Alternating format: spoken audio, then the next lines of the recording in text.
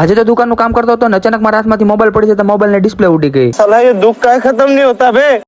Good morning ને જય માં મોગલ મિત્રો, સ્વાગત છે તમારું મારા આજના મોરબીની વ્લોગમાં. વાગી ગયા હતા સવારના 9 ને અમે પહોંચી ગયા હતા અમારી શોપે. અમને આપી દીધી હતી પાણીની બોટલ ને તેમનું મોબાઈલ નું ચાર્જિંગ. પછી હવે મારે જવાનું તો મારી શોપે. પહેરી લીધા 20 રૂપિયા વાળા ચંપલ ને આપણે ખસકાવી આપણી શોપ ઉપર. શોપે પહોંચીને સૌથી પહેલા આપણે એક જ કામ કર્યું, મોબાઈલ ચાર્જિંગ માં મૂકી દીધો. મને લાગે છે મારી જિંદગી તો મોબાઈલ ચાર્જિંગ કરવામાં જ હોઈ જવાની છે. વાત તો સહી છે.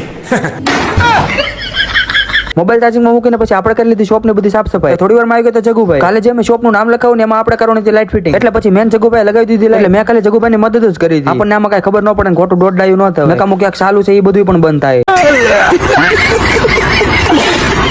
મને આવી ગયું મારી જગુભાઈ માટે ચા લઈને. તો ચાલો ફટાફટ આપણે પી લેવી ચા. પીને અમારા હથિયાર લઈને અમે પાછા લાગી ગયા અમારા કામે. અને હવે અમારે લગાવવાનું તો દિવાલમાં સ્ક્રૂ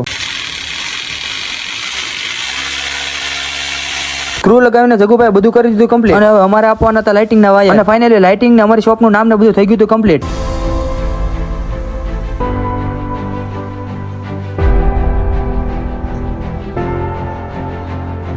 થઈ ગયા હતા બપોર ને અમારે જવાનું તો ઘરે જમવા. અમારી બે પગોડી ફોર્ચ્યુનર કાઢીને અમે નીકળી ગયા ઘર બાજુ જવા માટે. જમીને આરામ કરીને હું પાછો આવતો રહ્યો મારી શોપે. એટલી વારમાં આપણી શોપે આવી ગયા અનિલભાઈ, સુનિલ અને ઘનશ્યામ. અને પછી આપણે બધા માટે મંગાવી લીધી હતી ચા. અને ત્યાં થોડી વારમાં થઈ ગયો તો આપણી સાથે મોટો જબર કાંડ. હવે વ્લોગ ઉતારતા મોબાઈલ હાથમાં પડી જાય ને તો ડિસ્પ્લે ઉડી ગઈ. હવે તમે જ કહો આમાંથી કેમ મારે કમબેક કરવું? આ જન્મમાં તો નહીં ભેગું થાય મારાથી એવું લાગે છે. मुझे कुछ दिखाई नहीं दे रहा माँ.